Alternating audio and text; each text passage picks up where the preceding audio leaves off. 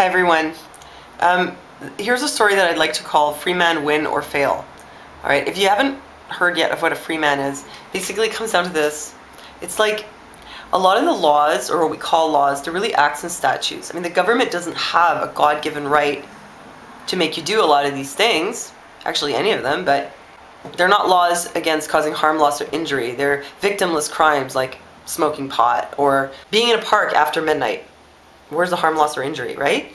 And so the thing is that they don't have authority over you, the human being with a soul, in terms of imposing these regulations on you and fining you or punishing you in other ways for them. They have authority over what's called your corporate fiction. Corporate fictional representation of you, the human being, is your birth certificate. It's the government identity document created with all capital letters. So, you know, John Smith or Smith John, that is the straw man, the corporate fiction over which they have authority.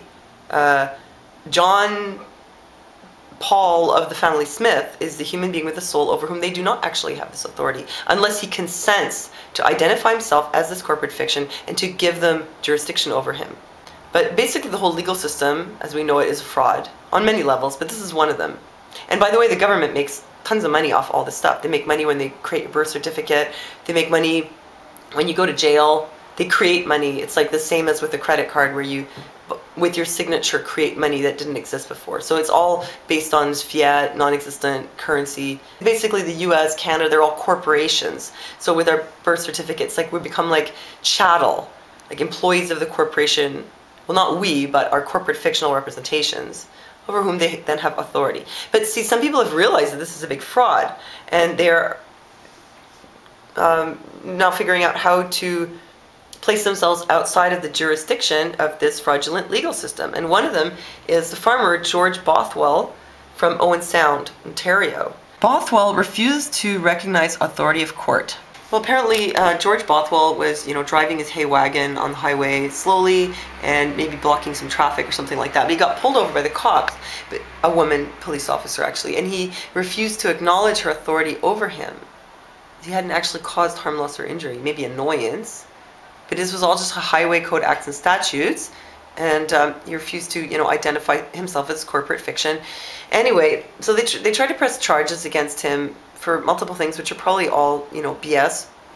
He says they are. He says that the accounts given by the officers are made up. The court, of course, tries to make him out to be a crazy religious wingnut and says he's quoting arcane legal terms, i.e. Black's Law Dictionary, which is actually relevant because the legal definitions, the words that are used in legal jargon, they don't have the meanings that we think that they have. They have other meanings in accordance with the Black's Law Dictionary. So he was talking about that kind of stuff and refusing to submit to the authority of the court, to recognize the authority of the court. And they tried to make him sound like he was totally crazy, but in the end, Crown drops charges against George Bothwell. They decided not to give him a suspended sentence and require him to go to anger management and mental health counseling because they figured he wouldn't comply anyway. They gave him a fine, which he probably won't pay because it's his corporate fiction who's being fined. But in the end, they let him out and they dropped the charges against him. So that would be a Freeman win. Now here comes a Freeman fail. It's a bit of a bizarre story. Quebec actor arrested after missing trial. Okay, this is the story of Jean-Francois Harrisson. He's a local media figure. He does a lot of stuff with, kids on TV, teenagers. Well, apparently he'd been charged with child pornography and trafficking it. Some guy had been, arrested for having child pornography on his computer, and Jean-Francois Harrisson's email was on it. So they, went and checked him out. They found that he had it too, and because they'd sent it to each other, that was trafficking.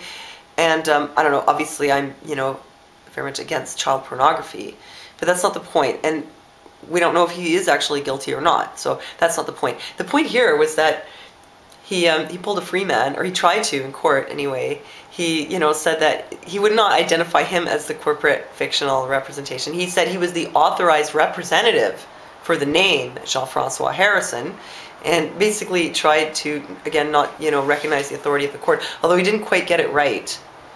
And of course they also made him out to be crazy in the media. They said he was like rambling and babbling and all that. But we know what's really going on.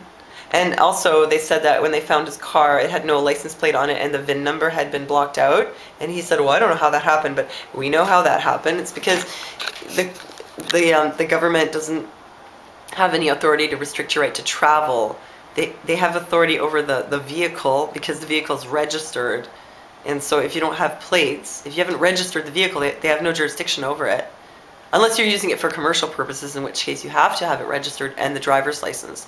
So if you're not actually using it for commercial purposes, you're not actually driving, you're traveling. So anyway, like, I haven't figured all this out either, but there is something to it, and I do know people who drive without a license, no problem. And, you know, they had to figure some stuff out to be able to do that properly, though. So back to Jean-Francois Harrisson. Well, they did set him free,